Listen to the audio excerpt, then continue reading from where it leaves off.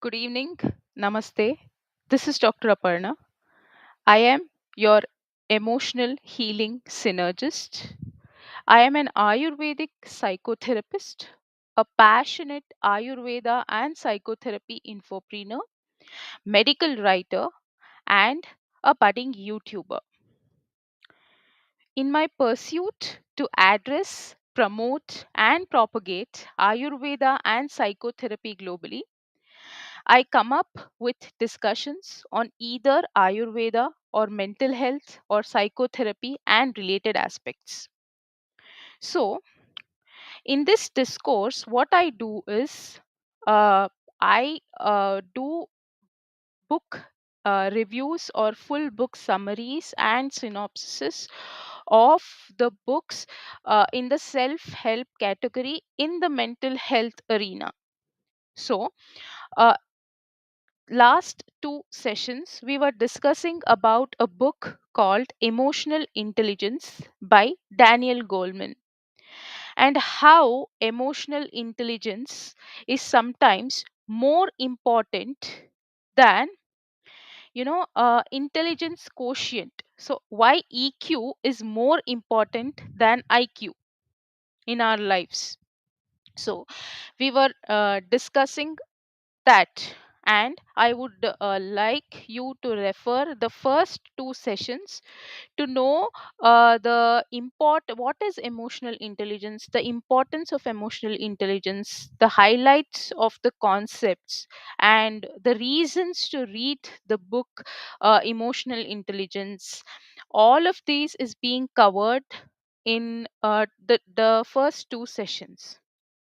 So just to revise, you know emotional intelligence refers to the ability to perceive, understand, manage, and express emotions effectively. So, it is everything about, perceiving emotions, understanding emotions, managing emotions, and expressing emotions. Not only our emotions, but also, uh, you know, others' emotions as well. So it usually encompasses of self-awareness, self-management, empathy, and social skills. So this we had discussed in the previous sessions.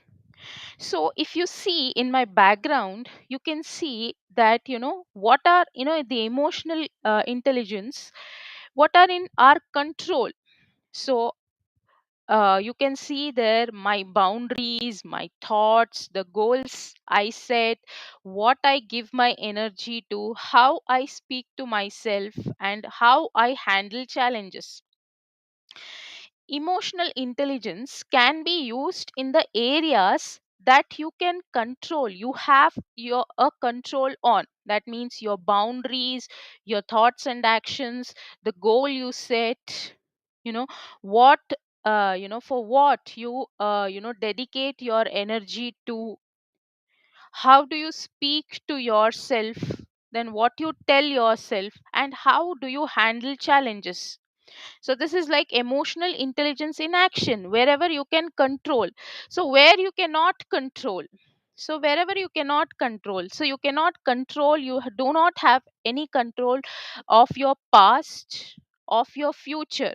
You have control only on your present, and you do not have control on what happens around you, and you do not have control on what others, what people other people think about you, and what are the actions of the others, and you do not have control over the opinions of others and the outcome of your efforts. You do not even have the control of the outcome of your efforts. That is well said in Bhagavad Gita, that you are only entitled to the work you do, not to the results associated with that. So you do not have a control on the outcome of your efforts. So, and you do not have control about how others take care of themselves. So what this picture says, that is in my background, is that you only have the emotional intelligence works in the places where you have control over the situation. You only can control your present, not your past, not your future. So so if I have to, people last time when I talked about emotional intelligence, people asked me to explain more about the examples. Give us some examples, how emotional intelligence can play a role. So in every sphere of life, may it be professional, may it be personal, you know we'll see that. So we'll see some examples. So here I would like to call this as emotional intelligence in action. So in personal sphere, in the self awareness arena, so for example, so if you are able to recognize your feelings of anxiety before a presentation, and you practice either breathing exercises, or either you control, you have a control of the feelings of your anxiety before a presentation, or the some exercises to calm down. So that is emotional intelligence. So you're recognizing your feelings of nervousness, your feelings of anxiety, you're recognizing that, and you're taking action, you're managing your feelings, your emotions there. So if at all, if a person does not have emotional intelligence there, so without it, what will happen? You will panic, or you will perform poorly, or you will potentially reinforce negative self beliefs. You will think that I am never will be I never will be capable of giving a presentation or speaking in public. You will reinforce negative self beliefs if you don't apply emotional intelligence there. So another example, so it would be, if you have had any personal achievements, so celebrating personal achievements, even if it is small or if it is big. Why? To boost self esteem and most motivation. You celebrate all your personal achievements, you kind of reward, whether it is big or whether it is small. Why are you doing that? To boost self esteem, and to boost no, to give create a sense of motivation. So without it, what happens? You are constantly focusing on shortcomings. That means you're constantly focusing on your past failures, maybe leading to low self confidence and missed opportunities. You might miss opportunities as well. So like this, in the sphere, in the personal sphere, in the self awareness thing. And then if we see self regulation, so for example, you might have heard of procrastination. Procrastination means postponing or purposeful delaying. So, procrastinating on a task but setting a timer and working in focused bursts to overcome the urge to delay. So, you are, if you have, a habit of procrastinating, what you do is you set a timer, and you're working in focused time periods. you know the you are overcoming the procrastination. You have found a way to overcome your procrastination. For that, you have to realize that you are procrastinating. By the way, that means you have a habit of delaying or postponing things. Then what you can do, you can take action how to prevent procrastination, or how to overcome the urge to delay. If you do not act with EI, that is EQ, emotional quotient, what happens is you are giving in to impulsiveness, and you are neglecting responsibilities. That leads to stress, and that also lead to missed deadlines. So if you are giving in to the impulsiveness and neglecting responsibilities, So that leads to stress and missed deadlines. This might happen if you have less emotional intelligence or if you do not apply the EQ. And for another example, so you you have to sometimes be assertive and constructive at the same time during a disagreement with a loved one, or a or a colleague. If it is in the personal sphere, we are talking about the personal sphere. If you are example, you have to express anger on something, you are doing it assertively. That means thought through things. So thought through assertiveness, and you're doing it constructively, so your relationship does not get affected, and you can express your concerns also. So you can do both if you act with emotional intelligence. Otherwise, what happens, there is a chance of bottling up of emotions or lashing out. Either you collect all the emotions and store it, either you do not speak at all, or what you will do, you will lash out verbally or physically. What happens in turn, it is damaging relationships.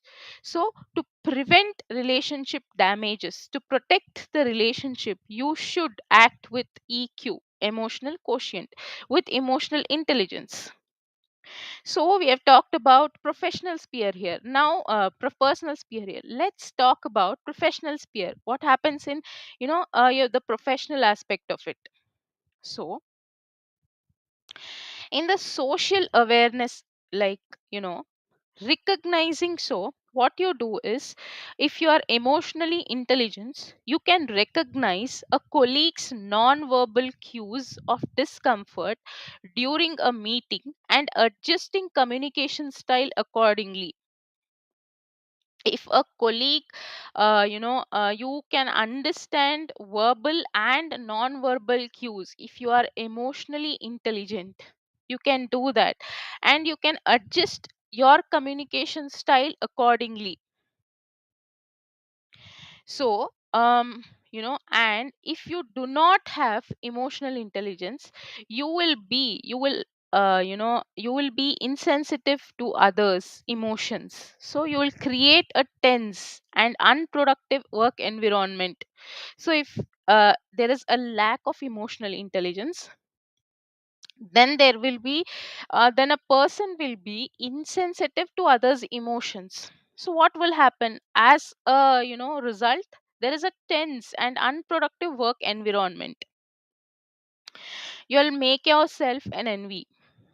So next, in social awareness thing, so if a person is highly emotionally intelligent, so the person actively listening to the feedback and showing willingness to learn and improve from constructive criticism. If a person is emotionally intelligent, a person will always actively listen to the feedback and is willing to learn and improve from what, if it is constructive criticism. Constructive criticism in is something which is done to improve you, in the intention to improve your performance. It is not done with the intention to pull you down. That is what constructive criticism is. So that means an emotionally intelligent person will take the constructive criticism, will actively listen to it. So or if a person is suppose not emotionally intelligent, that person taking criticism, he takes the criticism personally and becomes defensive. And what happens, this hinders his personal professional growth. If you take criticism very personally, what happens is, if we take for example any criticism very personally, we usually often become defensive. What happens, there is a chance that our professional growth is hindered. because the person, constructive criticism means they're adding to what you have. That means the criticism is intended to improve, not to, demean or to bring you down. So or out of jealousy. It could be out of concern, not out of jealousy. So next is relationship management here in the professional sphere.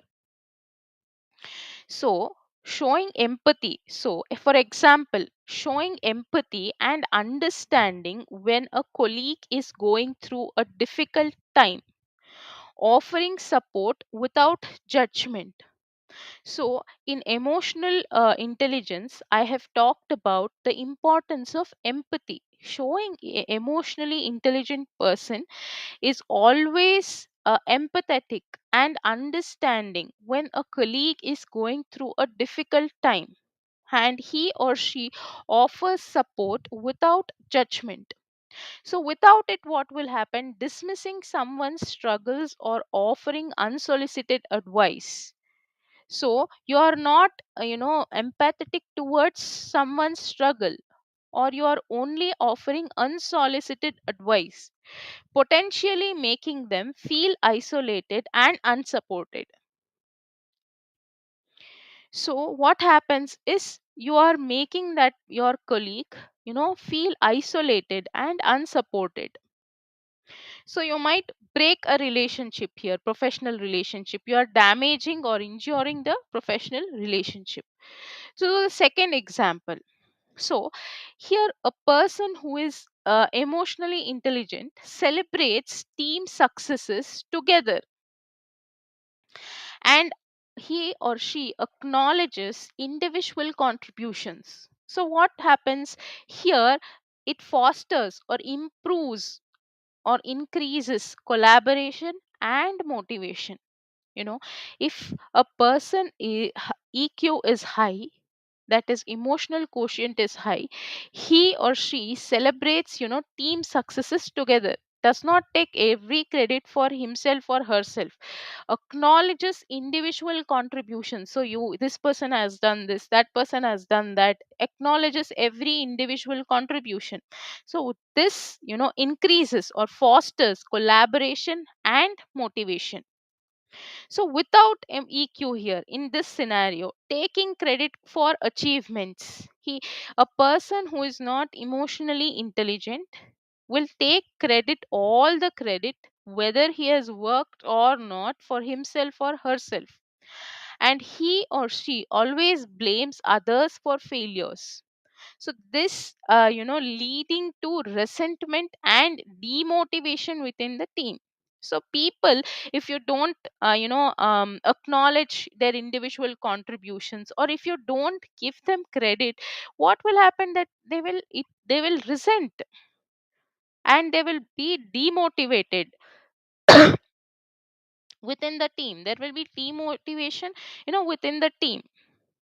So the next scenario here is motivational achievement.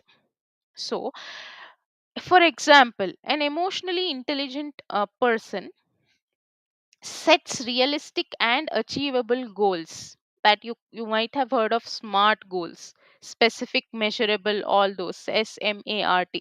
So setting realistic and achievable goals, breaking them down into smaller steps to stay motivated and track progress.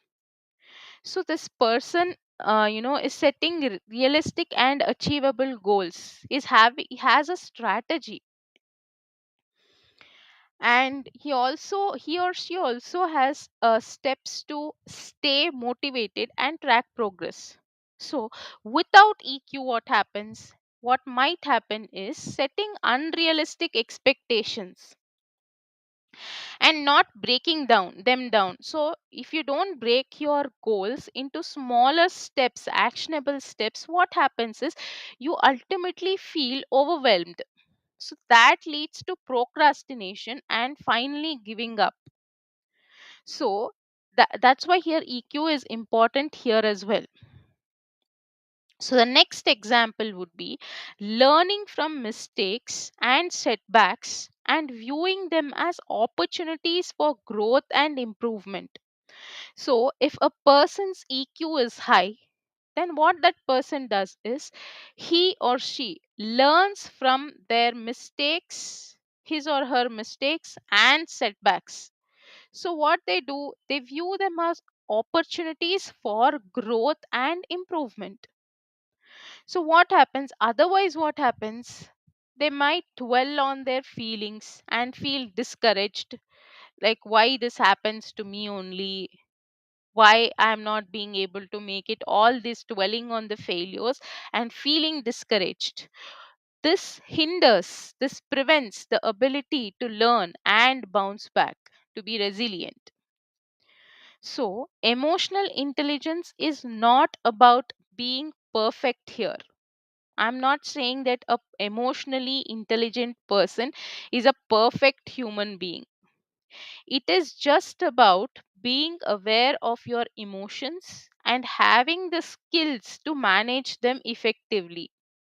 So by practicing, emotional intelligence, what happens is we can navigate our challenges, build stronger relationships, achieve our goals with greater clarity and purpose. So this is, a brief of examples of what, how can emotional intelligence play a role in, navigating challenges, in building stronger relationship, in achieving our goals in every sphere of life, may it be personal, may it be professional, may it be motivational. So we are entering to the chapter 2 now, part 2. Part 1, if you want, you can refer to my previous session. Part 1 of the book Emotional Intelligence by Daniel Goleman is discovered, is discussed in the in the second session. That means in the previous session. All the sessions are available on both LinkedIn and YouTube. So here the part the nature and the ingredients of emotional intelligence.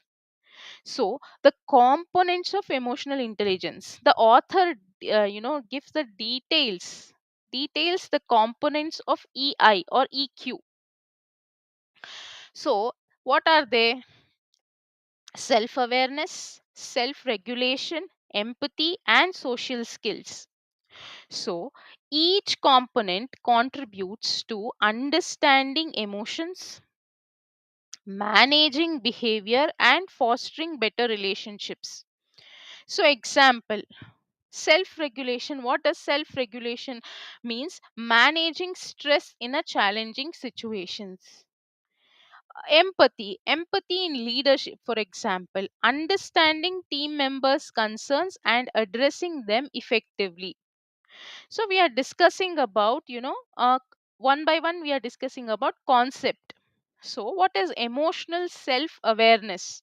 So emotional self awareness refers to the ability to accurately recognize and understand your own emotions as they arise. That means it involves being mindful of your internal states.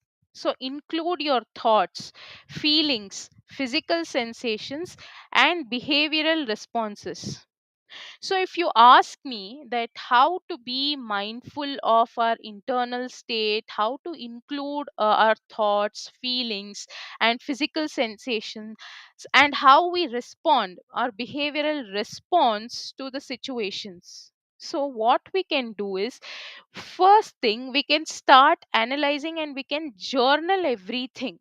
So, this was the scenario I behaved, this was I be being mindful, I did analyze my feelings, I did assess my feelings, analyze my feelings, and I behaved. So all this you can start with, journaling, writing everything initially, at least in the initial stages of trying to improve emotional intelligence. Journaling at least has helped me very much. So what does it do? This awareness allows you to make informed choices so about your actions and navigate life's challenges effectively. So what we do, we make informed choices. That means thought through choices. So for example, so as I said, you always for example, you notice your heart rate is increasing and your palms are sweating before giving a presentation. So you're recognizing these physical signs of nervousness. Once you had that, you just note it down. Okay, I recognized these signs when I was about to give a presentation, or when I was about to give a public talk. What you do is you come prepared for that next time you give a presentation. You make informed choices. You either take deep breaths, to reduce it, or you do you follow your own some of the techniques. You come prepared next time. If you know what is happening, if you recognize what do you feel, and how do you if you recognize these physical signs of nervousness in this case. So the second example would be, when if you could identify a feeling of frustration bubbling up when you are struck in traffic. So recognizing that this emotion might be influencing your driving behavior. So if you could identify a feeling of frustration and when you are struck in traffic. So if you recognize that emotion, what it happens is you make informed choices how to react from next time, influencing your driving behavior. So the next example could be, if you could reflect on a recent argument with a friend. Okay, why did I have an argument with my friend, and identify the underlying emotion that contributed to the conflict. If you could do that, if that is anger or disappointment, what you do is you can be next time you can make informed choices. That means you can avoid that anger or disappointment when you are talking to your friend.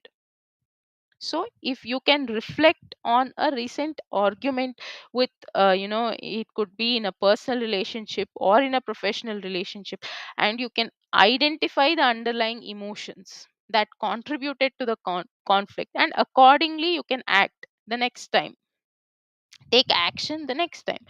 So next is emotional self management. Earlier we discussed emotional self awareness. So to being self aware of the emotions, of our emotions. So emotional self management here. So what is emotional self management? Is emotional self management involves the ability to regulate and control your emotions in a healthy and constructive way.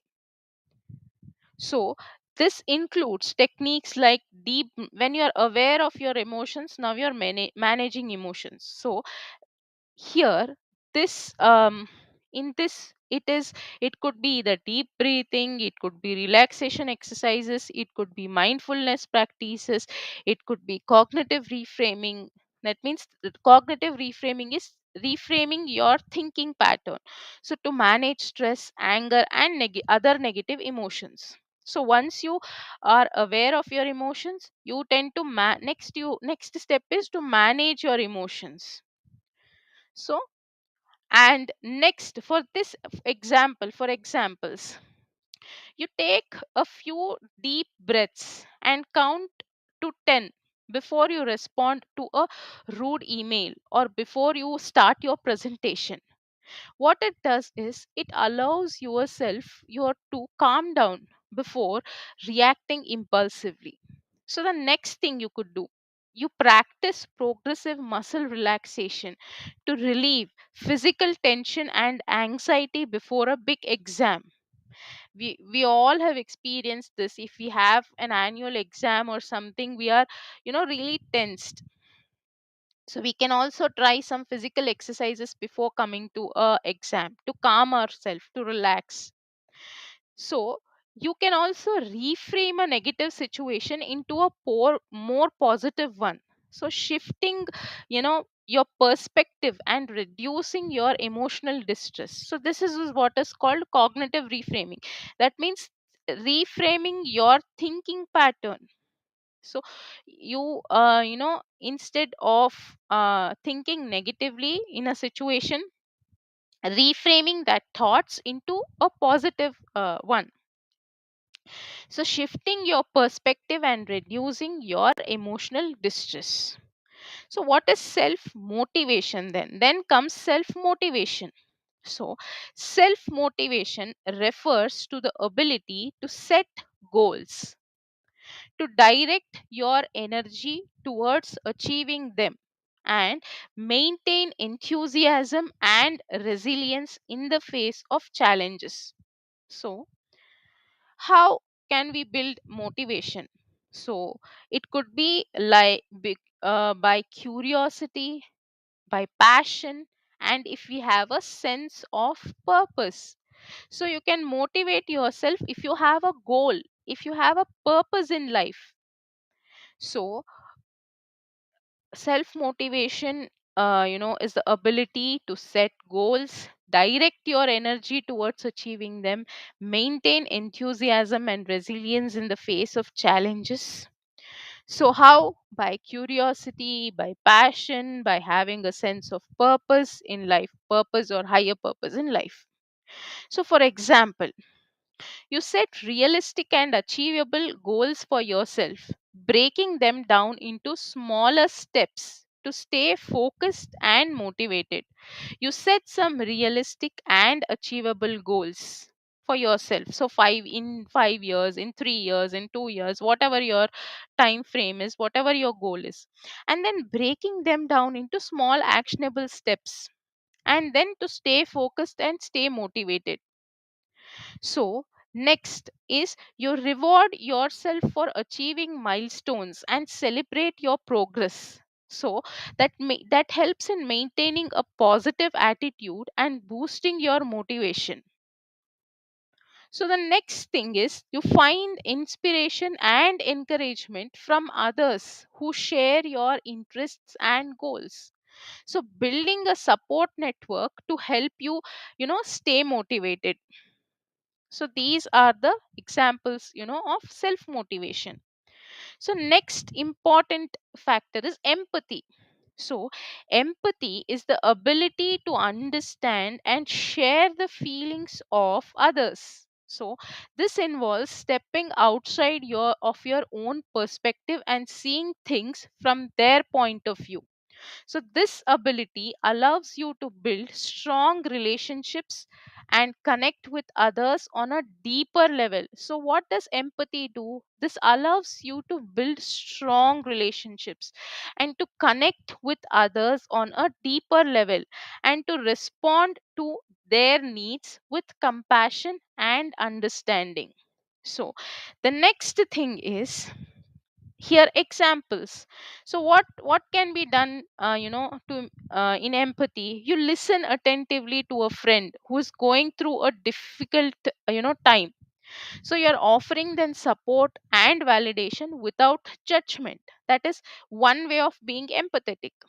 Next way is you adjust your communication style and tone based on the emotional state of the person you are interacting with and ensuring clear and compassionate communication. So, the next example could be you can sense subtle cues in others' facial expressions and body language. As you go forward in learning emotional intelligence, you are able to sense even subtle cues in others, that is, facial expressions, body language, allowing you to better understand their emotional state and respond accordingly. So, social skills. The next fifth thing is social skills. So social skills here is the ability to build and maintain healthy relationship with others, to be social, the skills which will help you to be to build and maintain healthy relationship with others. So what are those is this includes, what all this includes is effective communication, active listening, conflict resolution, collaboration, and the ability to navigate social situations with grace and confidence.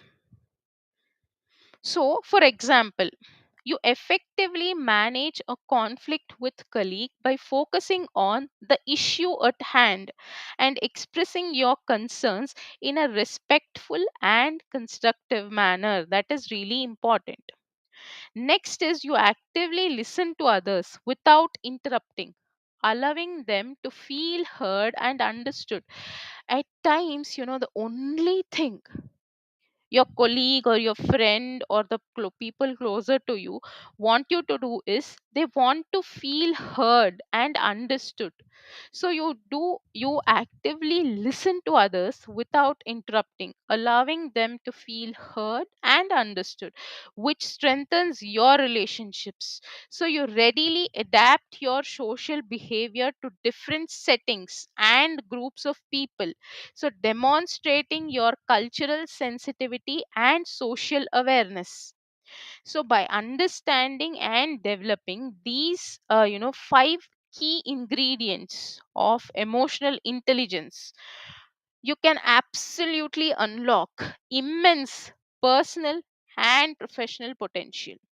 So you can enhance your relationships, improve your communication skills, achieve your goals, navigate life's challenges with greater resilience and self awareness. So, this brings an end to this session. I will discuss the remaining parts in the next session. So, thank you for staying tuned. And if you have any queries or suggestions, please do mention it in the comment section.